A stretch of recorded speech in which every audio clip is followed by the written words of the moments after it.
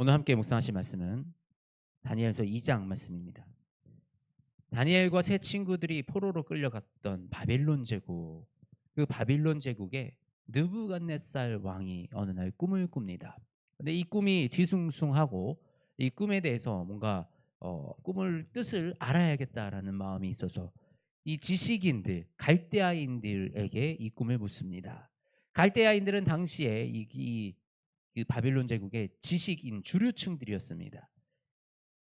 그런데 이 느부갓네살 왕이 자신의 꿈에 대해서 얘기해 주지 않고 그냥 꿈을 해석하라고 얘기하는 겁니다. 그랬더니 이 갈대아인들이 왕이시여, 그렇게 꿈을 해석할 수 있는 사람은 아무도 없습니다. 꿈을 알려주셔야지. 꿈을 알려주지도 않고 우리 보고 해석하라 그러면 그렇게 해석할 수 있는 사람은 아무도 없고 우리 신밖에 없습니다. 그랬더니 이 왕이 화가 났어요. 내가 이 지식인들 중요하게 여겨서 내 옆에 두고 같이 이 책사들로 일을 하게 하는데 이 꿈 하나 해석할 자가 없으면 이 사람들이 다 무슨 필요냐라는 생각이 드는 거예요. 느부갓네살 왕은 원래 지식인들을 참 중요하게 여겼던 왕으로 보여집니다.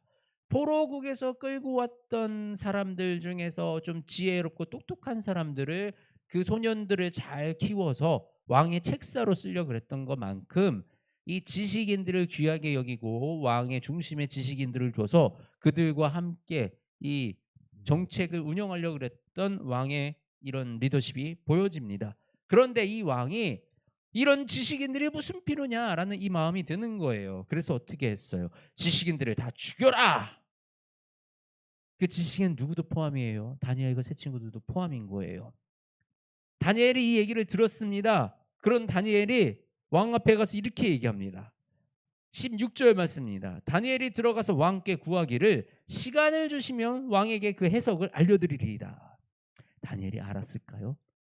다니엘이 지금 왕이 무슨 꿈을 꾸었는지 알았나요? 아니요. 다니엘은 몰랐습니다. 왕이 무슨 꿈을 꿨는지, 왕의 꾼 꿈이 무슨 내용인지 다니엘은 알지 못했어요. 근데 어떻게 다니엘은 이렇게 겁없이 왕 앞에 가서 내가 그 왕의 꿈을 해석해 드리겠습니다라고 할 수 있었을까요? 다니엘은 하나님을 신뢰했기 때문입니다.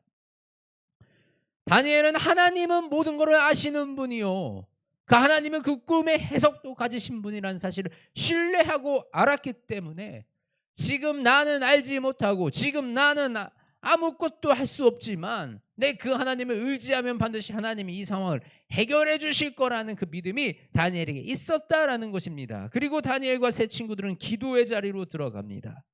18절 말씀입니다. 하늘에 계신 하나님이 이 은밀한 일에 대하여 불쌍히 여기사 다니엘과 친구들이 바벨론의 다른 지혜자들과 함께 죽임을 당하지 않게 하시기를 그들로 하여금 구하게 하시니라.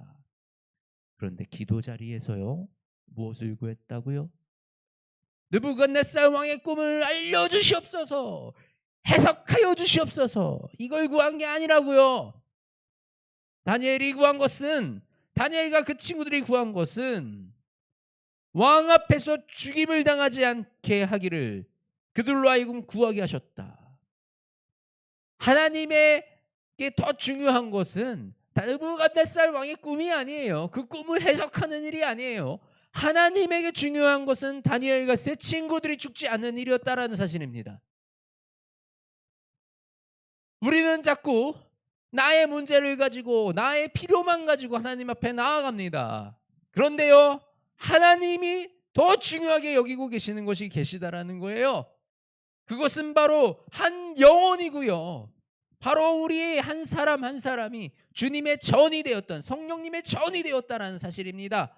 그렇기 때문에 우리가 하나님이 더 우리에게 중요한 것이 무엇인지를 알게 하시고 그것을 위해서 기도하게 하신다는 사실입니다.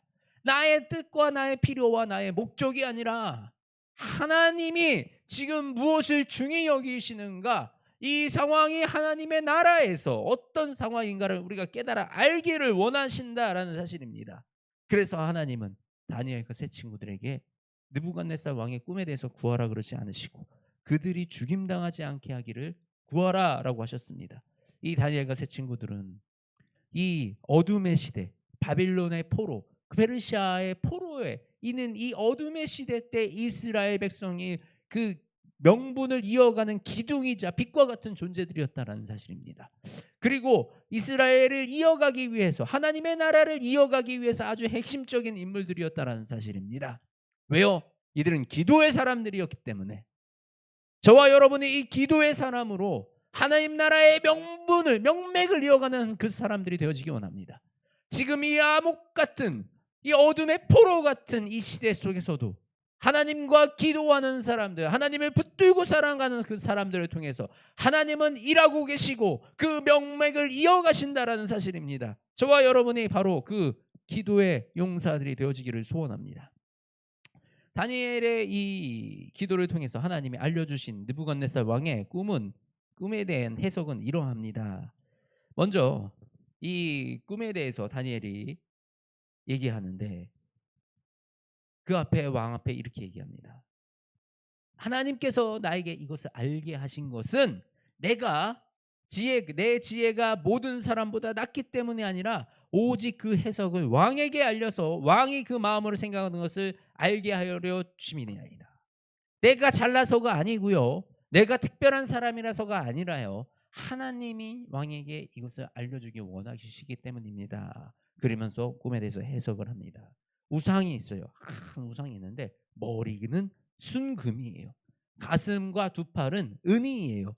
배와 넓적다리는 쇠예요. 그리고 그 발은 얼마는 쇠고 얼마는 진흙이에요. 이런 우상, 희한한 우상이 앞에 서 있고 갑자기 어디서 이 손을 대지 아니한 돌이 나와서 신상의 쇠와 진흙의 발을 쳐서 부서뜨리니까 그때 모든 신상, 진흙과 녹과 은과 이 금 모든 것들이 다 부서져 바람처럼 티끌처럼 날아갔다라는, 겨와 같이 바람되어 바람 부는 곳으로 없어졌다. 우상을 친 돌은 태산을 이루어 온 세계에 가득하였다. 이것이 느부갓네살 왕이 꾼 꿈이었어요. 그리고 이 꿈의 해석은 이러합니다. 이 금의 머리는 지금 느부갓네살이 있는 이 왕 바빌론 제국을 의미합니다. 그리고 그 이후에 올 은과 은으로 된 팔과 가슴은 이 후에 세워질 페르시아 제국을 의미합니다. 그리고 이 페르시아 제국은 또 어디에 점령됐나요? 그리스. 우리 그리스의 누구죠?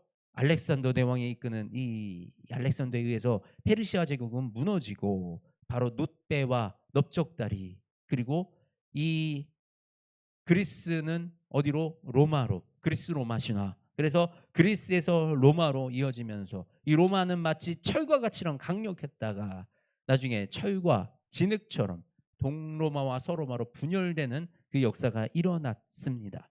그러다 그 후에 손대지 아니한 돌이 나서 이 철로 된 발과 이 진흙으로, 철과 진흙으로 이루어진 발을 치니 온 이 모든 영광은 사라지고 오직 하나님의 영광만이 온 세계에 가득하였나이다. 바로 이것이 오실 하나님의 나라에 대한 선포이자 이것에 대한 예언이었던 것입니다. 바로 예수 그리스도에 대한 이 손대지 않은 돌은 예수 그리스도께서 이 땅에 오실 때 모든 영광은 사라지고 오직 하나님의 나라만 세워지는 그 영광이 온 세계에 가득하다라는 사실을 선포하고 있는 것입니다. 이 꿈의 해석을 들은 느부갓네살 왕은 다니엘에게 엎드려 절합니다. 다니엘이 누구예요? 포로예요. 포로 제국에서 끌려온 한 소년. 이 소년이 왕 앞에서 어떻게 했어요? 하나님이 나에게만 특별하게 이걸 알려주시니 당신이 나에게 잘하지 아니하면 당신은 저주를 받을 것입니다. 뭐 이랬나요? 아니에요.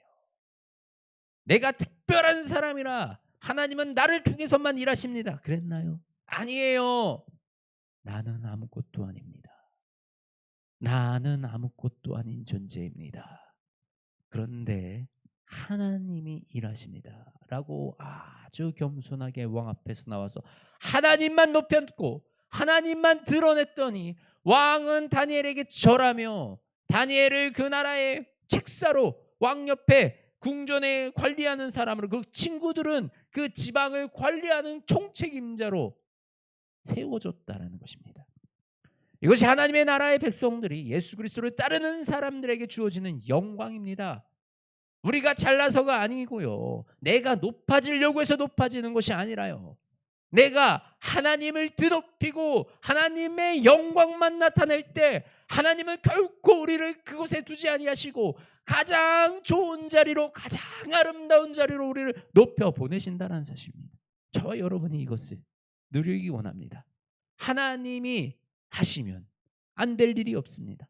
하나님이 하신다면 이 땅에 능치 못할 일이 없습니다. 우리가 다니엘처럼 그 하나님의 역사하심을 신뢰하는 자녀들이 되어지기 원합니다.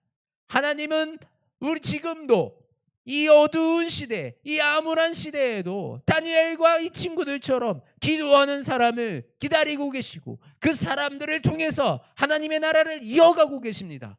그리고 그 사람들을 지켜 보호하시는 게 하나님의 놀라운 계획이자 아주 중요한 일이고, 그 사람들을 통하여 이 땅에서 하나님의 영광을 드러내고 계시는 것입니다. 바로 그 기도하는 자, 하나님을 신뢰하는 자에게 하나님의 능력과 하나님의 영광을 드러내신다라는 사실입니다.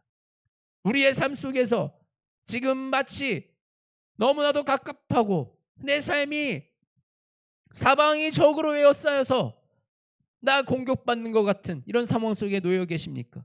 내 삶이 아무리 힘들어도, 아무리 암울한 상황 속이라도 기도하는 자에게는 하나님이 함께 하시며 세상의 무엇보다도 어떤 일도 능히 이겨내실 그 하나님의 권능이 우리와 함께 하신다라는 사실을 기억하기 원합니다. 우리는 기도의 자리로 나아가기 원합니다. 우리는 하나님을 의지하는 말씀으로 우리가 들어가기 원합니다. 우리의 능력은 나에게 있는 것이 아니라, 지식에 있는 것이 아니라, 경험에 있는 것이 아니라 나와 함께 하시는 하나님에게 있음을 우리가 선포하고 오늘 하루 또 이번 한 주를 살아가는 저와 여러분이 되시기를 주님의 이름으로 축복합니다. 하나님 감사합니다. 다니엘을 통하여 아버지, 우리와 함께 하시는 하나님을 바라봅니다. 아버지, 다니엘의 이 기도를 통하여 느부갓네살의 왕의 꿈을 해석한 이 다니엘의 일을 통하여 지금도 우리에게 역사하시며 우리에게 환상을 보여 알게 하시는 하나님을 우리가 찬양합니다. 주님, 이곳에 기도하는 주의 백성들이 싸우니 주님 기도 가운데 역사하시고 능력 더하여 주시며 아버지, 우리의 기도 가운데 하나님의 환상을 보고 하나님의 나라를 바라보게 하여 주시옵소서. 하나님, 주님을 의지하여 살아가는 이 백성들을 주님 붙들어 주시고 이들을 가장 높은 자리로, 하나님의 영광이 나타나는 그 자리로 보내주시고 사용하여 주시옵소서. 그리하여 이 세상에 하나님의 살아계심이 선포되며 하나님의 영광만 나타나실 수 있도록 주여 은혜에 더하여 주시옵소서. 오늘 하루 또 이번 한 주 시작합니다. 하나님, 우리가 살아가는 모든 세상 속에 아버지, 우리가 주눅들지 아니하고 우리가 하나님의 자녀라는 이 신분을 망각하지 아니하고 이 세상을 살아가게 하시며 우리의 믿음을 굳건하게 하시어서 어떤 상황이라도 하나님을 의지하여 살아가는 주의 백성들이 되게 하여 주시옵소서. 살아계신 우리 주 예수 그리스도의 이름으로 기도드립니다. 아멘.